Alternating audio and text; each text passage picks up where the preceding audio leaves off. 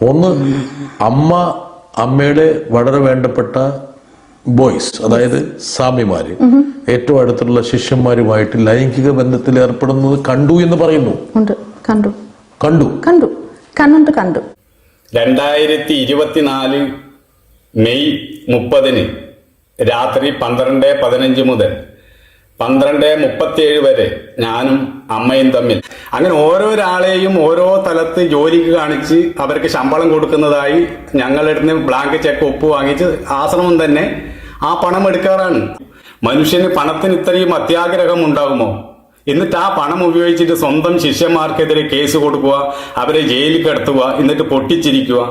ഈ ഒരു രാക്ഷസ ഭാവമാണ് അവിടെ കാണാൻ കഴിയുന്നത്. സുധാമണി ഇടമണ്ണയിൽ അഥവാ മാതാമൃതാനന്ദമയി ആയി മാറിയ കഥ. വർഷങ്ങൾക്ക് മുമ്പ് തന്നെ ഇവരെ പറ്റിയിട്ടുള്ള പരാതികളും കാര്യങ്ങളും നമ്മൾ കേട്ടിട്ടുണ്ടാവാം. പക്ഷെ ഇതൊന്നും ചർച്ചാ വിഷയമായിട്ടുണ്ടാവില്ല. കാരണം സെൻട്രൽ ഗവൺമെന്റ് മുതൽ അങ്ങ് കൊമ്പത്തുള്ള ആൾക്കാർ വരെ ആയിട്ടാണ് പിടിപാട്.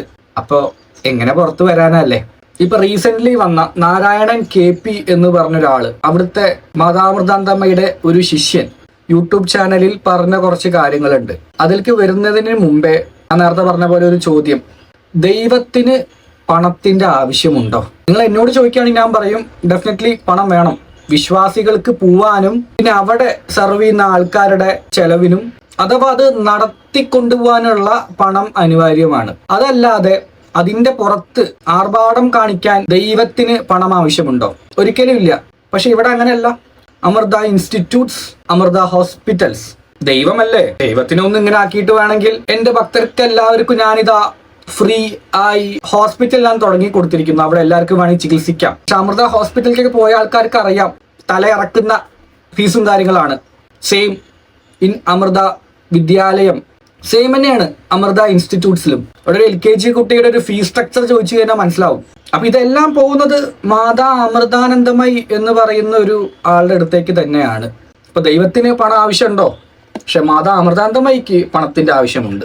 ഇപ്പൊ ഞാൻ നേരത്തെ പറഞ്ഞ പോലെ തന്നെ അവിടുത്തെ ഒരു അന്തേവാസി അഥവാ അവിടുത്തെ ഒരു ഭക്തൻ, അവിടുത്തെ കുറച്ച് നടത്തിപ്പ് കാര്യങ്ങൾക്ക് അദ്ദേഹത്തിന് ഒത്തുപോകാൻ പറ്റാത്തതുകൊണ്ട് തന്നെ പറഞ്ഞു വിട്ടിരിക്കുന്നു. അപ്പൊ അദ്ദേഹത്തിന്റെ യൂട്യൂബ് ചാനലിൽ വന്ന് പറഞ്ഞ കുറച്ച് കാര്യങ്ങൾ, നാരായണൻ KP ഇയാൾ മാത്രമല്ല, 12-15 വർഷം മുമ്പ് തന്നെ ഗെയിൽ എന്ന് പറഞ്ഞ ഒരാളുടെ ഇന്റർവ്യൂ നമ്മൾ കണ്ടിരുന്നു, ജോൺ ബ്രിട്ടാസിന്റെ കൂടെയുള്ള അവിടുത്തെ കുറച്ച് കാര്യങ്ങളൊക്കെ പറ്റി. പക്ഷെ അതൊന്നും ചർച്ചാ വിഷയമായിട്ടില്ല. അതൊക്കെ തേനുമാനി പോയി. ഞാൻ നേരത്തെ പറഞ്ഞല്ലോ പിടിപാടുണ്ട്.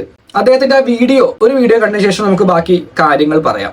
ഞാൻ 28 വർഷം മാതാമൃതാനന്ദമയി മഠത്തിലെ അന്തേവാസിയായിരുന്നു.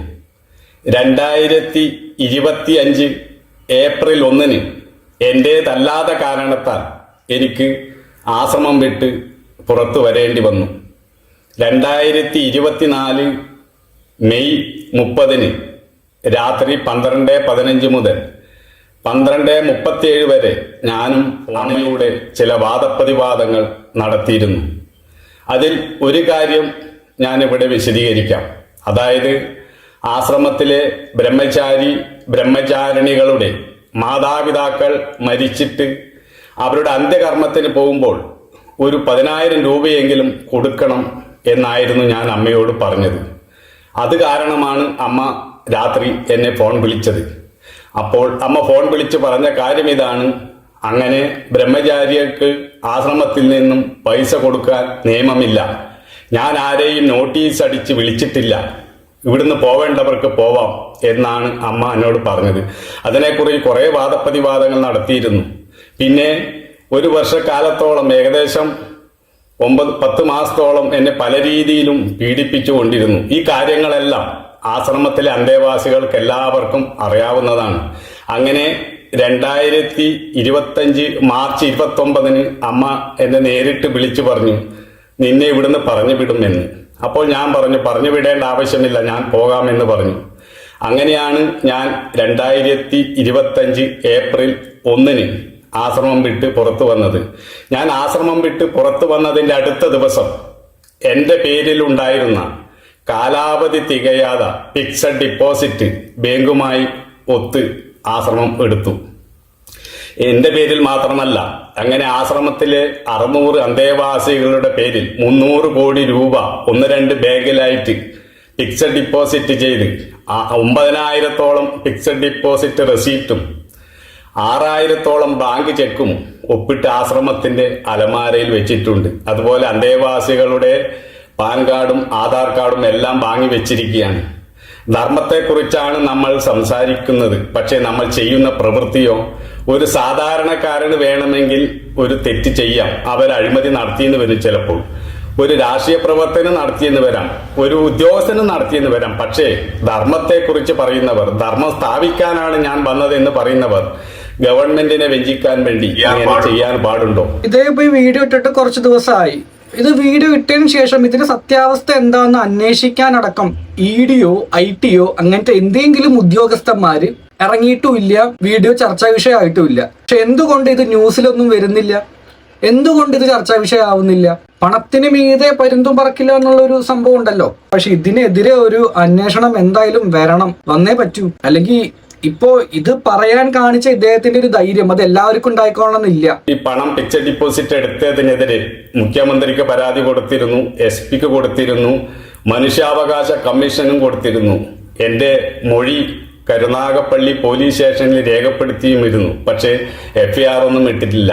കാരണം സമ്പന്നർക്കെതിരെ എന്തെങ്കിലും പരാതി കൊടുത്താൽ ഇന്നത്തെ കാലത്ത് സാധാരണക്കാരന് നീതി കിട്ടുമോ? അതൊന്നും എനിക്ക് വിഷയമല്ല. പക്ഷേ ഇത് പൊതുസമൂഹത്തിൽ ചർച്ചയാകേണ്ട കാര്യമാണ്. ഇതിന്റെ ഉള്ളറകൾ ഒരുപാട് കാര്യങ്ങൾ എനിക്കറിയാം.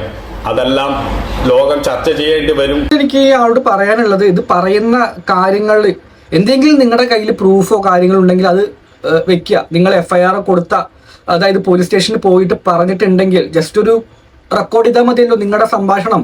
അങ്ങനത്തെ എന്തെങ്കിലും കാര്യങ്ങളോ പ്രൂഫ് എന്തെങ്കിലും ഉണ്ടെങ്കിൽ അത് ചെയ്തു വെക്കുന്നത് നല്ലതായിരിക്കും. കാരണം നാളെ ഇവരുടെ തന്നെ ആൾക്കാർ വന്നിട്ട് പറയാം നിങ്ങൾക്ക് ഭ്രാന്താണ്, നിങ്ങൾക്ക് മാനസികമായ പ്രശ്നങ്ങളുണ്ട്, അതുകൊണ്ടാണ് ഇങ്ങനെ യൂട്യൂബിൽ വീഡിയോ ചെയ്യുന്നത് അവർക്ക് വേണമെങ്കിൽ വന്ന് പറയാം. അപ്പൊ ആ ഒരു അലിഗേഷൻ ഒഴിവാക്കാൻ വേണ്ടിയിട്ട് നിങ്ങൾക്ക് ഇങ്ങനത്തെ കാര്യങ്ങൾ ചെയ്യാവുന്നതാണ്. അപ്പൊ ഒന്നും കൂടി സംഭവത്തിൽ ക്ലാരിറ്റി വരും.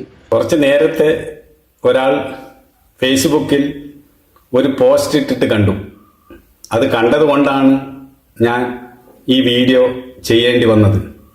അയാൾ അതിൽ പറഞ്ഞിരിക്കുന്നത്, ഞാൻ പ്രസ്സിലായിരുന്നു സേവനം ചെയ്തത്, എനിക്ക് ചില ഉത്തരവാദിത്തങ്ങളെല്ലാം ഉണ്ടായിരുന്നു, അതുകൊണ്ട് ആ ഉത്തരവാദിത്തം നിർവഹിക്കാൻ വേണ്ടിയാണ് അദ്ദേഹത്തിന്റെ പേരിൽ പണമിട്ടത് എന്നാണ്. ഇദ്ദേഹത്തിന് ആരോ എഴുതി കൊടുത്തിട്ടാണ് അദ്ദേഹം ആ വാർത്ത ചെയ്തിരിക്കുന്നത്. ഞാൻ പ്രസ്സിൽ ഒരു ഉത്തരവാദിത്വം വഹിച്ചിട്ടില്ല.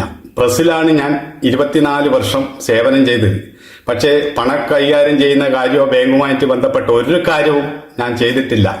പിന്നെ ഞങ്ങളെ 600 ബെമ്മയാരിണികളുടെ പേരിലും ആശ്രമം ഡിപ്പോസിറ്റ് ചെയ്തത് ഞങ്ങളെ ഓരോ സ്ഥലത്തും ജോലിക്കാരായി നിശ്ചയിച്ചിട്ടാണ്. ഞാൻ പ്രസ്സിലാണ് സേവനം ചെയ്തതെങ്കിലും 2019 എന്നെ ആശ്രമത്തിലെ വേണ്ടപ്പെട്ടവർ വിളിച്ചിട്ട് പറഞ്ഞു, നിങ്ങൾ എറണാകുളത്തുള്ള ഫാർമസിയിലെ സൂപ്പർവൈസറാണ്, നിങ്ങൾക്ക് ശമ്പളം 60,000 നിങ്ങളുടെ കീഴിൽ 6 പേരുണ്ട്, അവരുടെ പേരും ഒരു കടലാസിൽ എഴുതി തന്നിരുന്നു, എൻ്റെ കയ്യിൽ നിന്ന് നഷ്ടപ്പെട്ടു പോയി. അങ്ങനെ എന്തെങ്കിലും അന്വേഷണം വന്നാൽ ഇങ്ങനെ പറയണമെന്ന് എന്നോട് ആശ്രമത്തിൽ പറഞ്ഞിരുന്നു. ഇത് എന്നോട് മാത്രമല്ല, ഞങ്ങളെ 4 പേരെ വിളിച്ചിട്ടാണ് ആശ്രമത്തിലെ അധികൃതർ ഓരോരാളോടും പറഞ്ഞത്. ഓരോരാളോടും പറഞ്ഞിട്ടുണ്ട്, നിങ്ങൾ ഇന്ന സ്ഥാപനത്തിലാണ്, ഇന്ന് ഇത്ര ശമ്പളമാണ് എന്ന് പറയണമെന്ന് എല്ലാവരോടും പറഞ്ഞിട്ടുണ്ട്. ഇത് 2019 പറയുന്നത്. അങ്ങനെ ഓരോരാളെയും ഓരോ തലത്ത് ജോലിക്ക് കാണിച്ച് അവർക്ക് ശമ്പളം കൊടുക്കുന്നതായി ഞങ്ങളുടെ അടുത്ത് ബ്ലാങ്ക് ചെക്ക് ഒപ്പ് വാങ്ങിച്ച് ആശ്രമം തന്നെ ആ പണം എടുപ്പിച്ചിട്ട് ഇപ്പോൾ ചെയ്തത്. ഇത് ഗവൺമെന്റിനെ വഞ്ചിക്കാൻ, ടാക്സ് വഞ്ചിക്കാൻ വേണ്ടി ചെയ്ത കാര്യമാണ്. അതിന് മറച്ചു പിടിക്കാൻ വേണ്ടി എന്റെ പേരിൽ മാത്രമാണ് ഇട്ടത്. ചില ഉത്തരവാദിത്തമുള്ളവരുടെ പേരിൽ ഇങ്ങനെ ഇടാറുണ്ടെന്നൊന്നും കാണിക്കണ്ട. ഗവൺമെന്റ് ഒരു അന്വേഷണം വന്നാൽ അറിയാൻ പറ്റും. 600 പേരുടെ പേരിലും ഇട്ടിട്ടുണ്ട്. അതിന് കൊടുത്തിരിക്കുന്ന മൊബൈൽ നമ്പർ ഒരേ നമ്പറാണ്. എല്ലാ അക്കൗണ്ടിനും ഒരു നമ്പർ കൊടുത്താൽ ബിനാമി അല്ലാതെ പിന്നെന്താണ്? സർക്കാർ ഉടനടി ഇതെല്ലാം അന്വേഷിക്കുകയാണ് വേണ്ടത്. അല്ലാതെ എന്തെങ്കിലും പോച്ച കള്ളത്തിന് ജയിക്കില്ലെന്ന്, സത്യമേ ജയിക്കും. സത്യം തുറന്നു പറയും. അപ്പൊ ഓരോരുത്തരുടെ പേരിലും ഫിക്സഡ് ഡിപ്പോസിറ്റ് ചെയ്ത് അവരെല്ലാം ജോലിക്കാരായി കാണിച്ചിട്ടാണ്. ബാങ്കിൽ ഡിപ്പോസിറ്റ് ചെയ്യുമ്പോൾ അതിന്റെ സ്രോതസ് കാണിക്കണം. കാണിച്ചിരിക്കുന്ന ജോലിക്കാർ എല്ലാവരും ജോലിക്കാർ. ഇപ്പൊ ഇദ്ദേഹം ഒരു വീഡിയോ ഇട്ടു എന്ന് വെച്ചിട്ട് ഒരു അന്വേഷണം ഒന്നും വരാൻ പോകുന്നില്ല. ഇത്ര കാലം ഇല്ലാത്തൊരു അന്വേഷണം പെട്ടെന്ന് എങ്ങനെ വരാനാ? എനിക്ക് തോന്നുന്നില്ല കേട്ടോ ഇനി ഒരു അന്വേഷണം വരും എന്നുള്ളത്. ഇതിപ്പോ റീസെന്റ് വന്ന് പറഞ്ഞൊരാൾ, നാരായണൻ KP എന്ന് പറഞ്ഞൊരാള് 10-14 വർഷങ്ങൾക്ക് മുമ്പ് അവിടെ ഒരു ഫോറിനർ ഉണ്ടായിരുന്നു, അമ്മയുടെ ഒപ്പം നിന്ന ഒരാള്. അവര് പറഞ്ഞ കുറച്ച് കാര്യങ്ങളുണ്ട്, അത് ഇതിലും വലുതാണ്. പക്ഷെ അതൊന്നും ചർച്ചാ വിഷയമായിട്ടില്ല. ജസ്റ്റ് ഒന്ന് കാണിച്ചു. ഇത് ന്യൂസിൽ പോലും കാണിച്ചിട്ടില്ല. അന്ന് എന്തോ മീഡിയ വണ്ണ തോന്നുന്നു, അതിൽ എന്തോ ഒരു ധൈര്യം ഉണ്ടാവുകൊണ്ട് ഒരു ന്യൂസിൽ കാണിച്ചു. പിന്നെ അതിനെപ്പറ്റി ഒരു ചുക്കുണ്ടായിട്ടില്ല. അമൃതാനന്ദമയി മഠത്തിൽ വെച്ച് താൻ ബലാത്സംഗത്തിനിരയായി എന്നതടക്കം ആരോപണങ്ങളാണ് വിശുദ്ധ നരകം എന്ന പുസ്തകത്തിൽ ഗെയിൽ ട്രെഡ്വെൽ ഉന്നയിച്ചത്. ഈ വിവരങ്ങൾ പുറത്തു വന്നതിന് പിറകെ അമൃതാനന്ദമയി മഠം തന്റെ പേരിൽ വ്യാജ പേജ് നിർമ്മിച്ചുവെന്നാണ് ഇവർ സ്വന്തം പേജിൽ കുറിച്ചത്. ആത്മീയ സ്ഥാപനം സത്യസന്ധമായും ശരിയായും പെരുമാറേണ്ടത് ഇങ്ങനെയാണോ എന്ന് ട്രെഡ്വെൽ ചോദിക്കുന്നു. മഠം നിർമ്മിച്ചുവെന്ന് പറയപ്പെടുന്ന വ്യാജ പേജിന്റെ ലിങ്ക് ഇതിൽ നൽകിയിട്ടുണ്ട്. ട്രെഡ്വെല്ലിന്റെ യഥാർത്ഥ പേജിലെ ഫോട്ടോകൾ തന്നെയാണ് വ്യാജ പേജിലും ഉപയോഗിച്ചിരിക്കുന്നത്. ട്രെഡ്വെല്ലിന്റെ പുസ്തകത്തിലെ പരാമർശങ്ങൾ യാഥാർത്ഥ്യത്തെ വളച്ചൊടിക്കുന്നതാണെന്ന് സൂചിപ്പിക്കുന്ന പോസ്റ്റും വ്യാജ പേജിലുണ്ട്. ഒരാളുടെ പേരിൽ വ്യാജ അക്കൗണ്ടോ പേജോ നിർമ്മിക്കുന്നത് IT നിയമമനുസരിച്ച് 10-14 വർഷങ്ങൾക്ക് മുമ്പ് വന്ന കാര്യം. ഇത് ജോൺ ബ്രിട്ടാസ് ഒരു ഇന്റർവ്യൂ എടുത്തിട്ടുണ്ടായിരുന്നു അവരെ പറ്റിയിട്ട്. അതെന്തായാലും കേട്ടതിന് ശേഷം നമുക്ക് ഇപ്പോൾ പറഞ്ഞ നാരായണൻ KPയുടെ ബാക്കി വീഡിയോസ് കാണാം. എനിക്ക് വീണ്ടും ചോദിക്കേണ്ട ഒരു കാര്യം, അതായത് ഞാൻ ഒരു പക്ഷേ ഇതിനകത്ത് ഞാൻ ഈ ഇന്റർവ്യൂവിൽ ഏറ്റവും പ്രധാനപ്പെട്ട ഭാഗം എന്ന് പറയുന്നത് പ്രധാനപ്പെട്ട 3-4 ആരോപണം. അതിനെ സാമ്പത്തിക വ്യവസ്ഥയ്ക്ക് ഞാൻ വരാം. ഒന്ന്, അമ്മയുടെ വളരെ വേണ്ടപ്പെട്ട ബോയ്സ്, അതാണ് നിങ്ങൾ ഉദ്ദേശിക്കുന്നത് ബോയ്സ്, അതായത് സ്വാമിമാര് ഏറ്റവും അടുത്തുള്ള ശിഷ്യന്മാരുമായിട്ട് ലൈംഗിക ബന്ധത്തിൽ ഏർപ്പെടുന്നത് കണ്ടു എന്ന് പറയുന്നു. കണ്ടു. എന്നിട്ടും അമ്മയെ ഗുരുവായിട്ട് കണ്ട് മുമ്പോട്ട് പോകണമെന്ന് എന്തുകൊണ്ട് ചിന്തിച്ചു? Why did you decide? Were you afraid to come out? I was afraid to come out. അത് മാത്രമല്ല, ഞാൻ വിചാരിച്ചു still I say, we could brainwashed. You mean to say you were completely brainwashed? അത് കണ്ടപ്പോൾ I still വിചാരിച്ചു എന്തെങ്കിലും ഈ സ്വാമിമാരുടെ നന്മയ്ക്ക് വേണ്ടിയായിരിക്കും, to control these men, വേറെ സ്ത്രീയുടെ പുറകെ നടക്കാതിരിക്കാൻ വേണ്ടി അമ്മ ഇങ്ങനെ ഒരു സേവനം ചെയ്യുന്നു. ഞാൻ അങ്ങനെ ചിന്തിച്ചു, അങ്ങനെ റാഷണലൈസ്, ഇതാ ഞാൻ പറഞ്ഞു, അങ്ങനെ ജസ്റ്റിഫൈ ചെയ്യാൻ തുടങ്ങി. എന്തെങ്കിലും അമ്മ തീർച്ചയായിട്ടും ഒരു ഉദ്ദേശം ഉണ്ടാവായിരിക്കും. അമ്മ ഇങ്ങനെ മനസ്സിലായി, അമ്മ സെക്ഷുവൽ ഡിസയേഴ്സ് ഒന്ന് സഹായിച്ചു കൊടുത്തില്ലെങ്കിൽ വേറെ സ്ത്രീകളുടെ പുറകെ പോകും. അപ്പോൾ ആശ്രമ ദൂഷിച്ചു വരും. അപ്പോൾ ഇങ്ങനെ ഒരു keep it in the family എന്ന് ഞാൻ ബുക്ക് എഴുതി. മനസ്സിലായി, കീപ് ഇറ്റ് ഇൻ ദ. പക്ഷെ അത്രത്തോളം ഇന്നസെന്റ് ആണോ ഗെയിൽ? അതായത് ഈ പറഞ്ഞ പോലെ ഇങ്ങനെയൊക്കെ ചെയ്തിട്ട് അത് ഗെയിലിന് അത് മനസ്സിലാക്കേണ്ട പ്രായമുണ്ട്. ബിക്കോസ് എനിക്ക് അറിയാവുന്ന ഒരാളാണ്, ഞാൻ ചെറുതാണ്, എനിക്കങ്ങനെ ഇന്നത്തെ പോലെ റിയാക്ട് ചെയ്യാനോ അല്ലെങ്കിൽ ചോദിക്കാനോ എന്നുള്ള ഒരു ഇതില്ല. അതായത് 10-20 വർഷം അമ്മയുടെ ആ സ്ഥലത്ത് നിന്നിട്ട് പെട്ടെന്ന് ഒരു ദിവസം ആ സ്ത്രീ വീട്ടിൽ വന്നിട്ട് സൂയിസൈഡ് ചെയ്യാണ് ചെയ്തത്. പട്ടാമ്പി ശങ്കരമംഗലമാണ് ഏരിയ. അപ്പൊ അവിടെ ഉള്ള ഒരു 50-55 വയസ്സായ ആൾക്കാരോടൊക്കെ ചോദിച്ചു കഴിഞ്ഞാൽ ചിലപ്പോൾ അറിയാവുന്നതായിരിക്കും. പെട്ടെന്ന് അവർക്ക് മാനസികമായി പ്രശ്നങ്ങൾ വന്നിട്ട് സൂയിസൈഡ് ചെയ്യാണ് ചെയ്തത്. അപ്പോൾ നമ്മുടെ മെന്റലി സ്റ്റേബിൾ ആവാൻ വേണ്ടിയിട്ട് ഇങ്ങനത്തെ ആൾക്കാരത്തേക്കൊക്കെ പോകുമ്പോൾ, അപ്പോൾ അവര് കാരണം കൊണ്ട് തന്നെ ഓരോ പ്രശ്നങ്ങൾ നേരിടേണ്ടി വരുമ്പോൾ മെന്റലി ബ്രേക്ക് ഡൗൺ ആവാനാണോ അതോ നമുക്ക് നല്ല രീതിയിലുള്ള ഒരു മെന്റൽ സ്ട്രെങ്ത് കിട്ടാനാണോ ഇങ്ങനത്തെ ആൾക്കാരത്തേക്ക് പോകേണ്ടത്? അപ്പൊ ഒരുപാട് ആൾക്കാർക്ക് ഇതേപോലത്തുള്ള വന്നിട്ടുള്ള സൂയിസൈഡും ആൾക്കാരെ കാണാതാവുകയും എല്ലാ കാര്യങ്ങളും ഉണ്ടായിട്ടുണ്ട്. പക്ഷെ അതൊന്നും ചർച്ചാ വിഷയം ആയിട്ടില്ല. You are not illiterate, you are literate, you have seen the world. ലോകം കണ്ടൊരു സ്ത്രീയാണ്. നിങ്ങൾ ഓസ്ട്രേലിയയിൽ നിന്ന് വന്നതാണ്, നിങ്ങൾക്ക് അതിന്റെ വാല്യൂ സിസ്റ്റം അറിയാം. എന്നിട്ട് പോലും ഒരു ഇല്ലിറ്ററേറ്റ് ആയിട്ടുള്ള ഒരു റൂറൽ ആയിട്ടുള്ള ഒരു സ്ത്രീകൾ, നിർദ്ധനയായ ഒരു സ്ത്രീ സക്കം ചെയ്യുന്ന പോലെ why did you succumb to yourself? Again, പറയുന്ന പോലെ I was afraid, again, like I said, ആരെങ്കിലും അറിഞ്ഞാൽ, അമ്മയെ അറിയിച്ചാൽ അമ്മ ചിലപ്പോൾ എന്നെ പുറത്തേക്കാക്കും. അപ്പോൾ ആ കാലത്ത് അങ്ങനെ ഒരു സ്ഥിതി വന്നാൽ എനിക്ക് സഹിക്കാൻ സാധിക്കില്ലായിരുന്നു. കാരണം അത് എൻ്റെ that life, it was all I wanted. ആ സമയത്തിൽ എൻ്റെ ജീവിതം അത് മാത്രം I wanted. So I was not willing to sacrifice. അങ്ങനെ ഒരു രഹസ്യം ഉള്ളിൽ വെച്ചു I know, മനസ്സിലായി. ഇത് ഒരു സാധാരണ മനുഷ്യത്തെ കേട്ടാൽ വിചാരിക്കുന്നത് ശരിയില്ല. പക്ഷെ ഒത്തിരി ഈ സെക്ഷൽ അബ്യൂസ് വിക്ടിംസ് ഒത്തിരി വർഷങ്ങൾ കഴിഞ്ഞാണ് അവർ മനസ്സിലാവുന്ന അവർ സെക്ഷലി അബ്യൂസ്ഡ് ആയിരുന്നു. ഇറ്റ്സ് ഒരു സൈക്കോളജിക്കൽ ഒരു പ്രോബ്ലമാണ്. You are a victim. I don't like the word victim. But you are a victim. I don't like the word victim, but looking back psychologically, I can see now I was a victim. Manipulation of my own desire to stay. You know, I was a victim of the situation and of my own psyche, my own mind. അമ്മയുടെ കൂടെ തുടർന്ന് പോകണം എന്നുള്ളൊരു ആഗ്രഹം കാരണം അത് സഹിച്ചു. ഇങ്ങനത്തെ ഉള്ള ആൾക്കാർക്കൊക്കെ നമ്മൾ നേരത്തെ പറഞ്ഞ പോലെ തന്നെ നമുക്കൊരു ആശ്വാസം കിട്ടാനാണ്. അപ്പൊ അവര് മൂലം തന്നെ നമുക്ക് ഇങ്ങനത്തെ ഓരോ പ്രശ്നങ്ങൾ വരുമ്പോ ഇതിനൊരു പോസിറ്റീവ് വൈബോട്ട് എടുക്കാൻ എനിക്ക് താല്പര്യമില്ല. ഇവര് മാത്രമല്ല, ഒരുപാട് ആൾക്കാർക്ക് ഇങ്ങനത്തെ കുറച്ച് അനുഭവങ്ങൾ ഉണ്ട്. അവിടെ നിന്ന ആൾക്കാർക്ക് പല ആൾക്കാരും റിപ്പോർട്ട് ചെയ്തിട്ടുണ്ട്. പക്ഷെ അത് നേരത്തെ പറഞ്ഞ പോലെ തന്നെ ചർച്ചാ വിഷയമായിട്ടില്ല. എന്തുകൊണ്ടായിരിക്കാം? ഈ 2 വർഷത്തിനുള്ളിൽ ഏകദേശം 4-5 പേര് 25-30 വർഷം നിന്നവർ ആശ്രമത്തിൽ നിന്ന് പോകേണ്ടി വന്നു. നമ്മൾ കാരുണ്യത്തെക്കുറിച്ച് പറയുകയും എന്നിട്ട് നമ്മുടെ പ്രവൃത്തി മറ്റുള്ളവരെ കല്ലെടുത്തെറിയുകയുമാണെങ്കിൽ അതിനെങ്ങനെ സഹിച്ചു നിൽക്കും?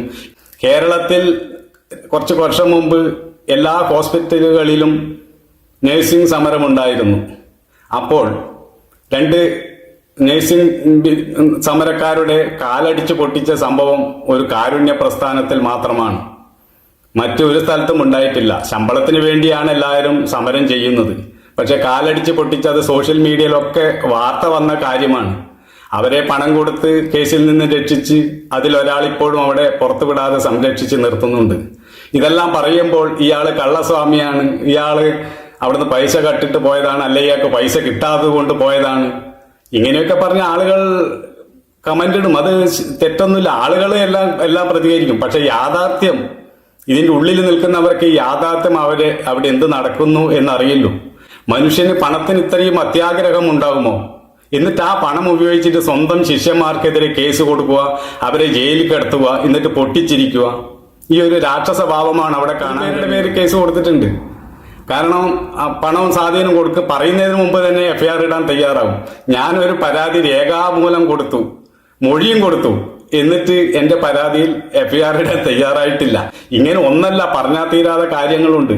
അതുകൊണ്ട് ഓരോന്നോരോന്നായിട്ട് ഞാൻ പറയാമെന്നാണ് ആഗ്രഹിക്കുന്നത്. ഹോസ്പിറ്റലിന്റെ കാര്യം ഞാൻ അന്വേഷിച്ചാണ്. നിങ്ങൾക്ക് യൂട്യൂബിൽ സെർച്ച് ചെയ്താൽ തന്നെ മനസ്സിലാവും. കുറച്ച് ആൾക്കാരെ തല്ലി കാലൊടിച്ചു. അപ്പോ പണത്തിന് വേണ്ടിയിട്ട് അല്ലെങ്കിൽ ഇങ്ങനെയൊക്കെ ചെയ്യേണ്ട ആവശ്യം എന്താ ഉള്ളത്? ദൈവമാണെങ്കിൽ അവർക്കൊരു അനുഗ്രഹം കൊടുത്താൽ പോരെ? ശരി, നിങ്ങൾക്ക് ഇങ്ങനെ വരട്ടെ, നിങ്ങൾ ഫ്രീ ആയിട്ട് ചികിത്സിച്ചോളൂ, നിങ്ങൾ ഫ്രീ ആയിട്ട് അവിടെ ചെയ്തോളൂ. അമൃതപുരിയിൽ നടക്കുന്ന കാര്യങ്ങൾ എന്താ വെച്ചാൽ അവരൊക്കെ അവിടെ ഫ്രീ ആയിട്ടാണ് വർക്ക് ചെയ്യുന്നത്, ഒരു സേവനം എന്നുള്ള പോലെ. ബാക്കിയുള്ള പൈസ ഒക്കെ ഇതേപോലെ ടാക്സ് വെടിച്ചിട്ടും ആ ലെവലിലാണ് അവിടെ മുമ്പോട്ട് പോകുന്നത്. എന്തായാലും ആ ന്യൂസ് നമുക്ക് നോക്കാം. നഴ്സസ് അസോസിയേഷന്റെ നേതൃത്വത്തിൽ ഇവിടെ യൂണിറ്റ് ഇട്ടതിന്റെ പേരിൽ 2 കുട്ടികളെ അകാരണമായി ഇന്നലെ പുറത്താക്കുകയും ആ പുറത്താക്കിയ കുട്ടികളെ തിരിച്ചെടുക്കണമെന്ന് ആവശ്യപ്പെട്ടുകൊണ്ട് UNA സംസ്ഥാന കമ്മിറ്റി അംഗങ്ങൾ ഇന്നലെ അമൃത ആശുപത്രി അധികൃതരുമായി സംസാരിക്കുകയുണ്ടായി. അതിന്റെ അടിസ്ഥാനത്തിൽ അവർ ആ കുട്ടികളെ തിരിച്ചെടുക്കാമെന്നും നാളെ ഫർദറായി ചർച്ച നടത്താമെന്നും പറയുകയും ഇന്ന് 12:30 മണിക്ക് ഞങ്ങൾക്ക് ഔദ്യോഗികമായിട്ട് അപ്പോയിന്റ്മെന്റ് തരികയും സംസ്ഥാന കമ്മിറ്റിയിലെ 4 പേരും ഈ മീറ്റിംഗിൽ പങ്കെടുക്കണമെന്ന് പറയുകയുണ്ടായി. അതിന്റെ അടിസ്ഥാനത്തിലാണ് ഞങ്ങൾ എല്ലാവരും കൂടി ഇന്ന് 12:30 മണിക്ക് ഇവിടുത്തെ HR മാനേജർ വിളിച്ചത് പ്രകാരം ഞങ്ങൾ അമൃത ഹോസ്പിറ്റലിൽ ചർച്ചയ്ക്കായി എത്തിയത്. ചർച്ച വളരെ സൗഹൃദപരമായിരിക്കുമെന്ന് ഞങ്ങൾ അറിയിച്ച ഞങ്ങൾ ഇവിടെ വരികയും ഇവിടുത്തെ ഒരു HR അസിസ്റ്റന്റ് സുധാംഷ് ഞങ്ങളെ HR റൂമിലേക്ക് കൊണ്ടുപോവുകയും ചെയ്തു. കൊണ്ടുപോകുന്ന കോറിഡോറിൽ വെച്ച് കുറച്ച് ഗുണ്ടകൾ ചേർന്ന് മാനേജ്മെന്റ് മനഃപൂർവ്വം നിർത്തിയ ഗുണ്ടകൾ ഒരു കാരണവും ബാക്കി നിങ്ങൾ യൂട്യൂബ് കയറി നോക്കിയാൽ കാരണമില്ലാതെ കാല തല്ലി ഒടിക്കുകയാണ് ചെയ്തിറക്കുന്നത്. അപ്പൊ അവർക്ക് പൈസയ്ക്ക് വേണ്ടിയിട്ട് അല്ലെങ്കിൽ ഇങ്ങനത്തെയുള്ള കാര്യങ്ങളൊക്കെ ചെയ്യേണ്ട ആവശ്യം എന്താ ഉള്ളത്?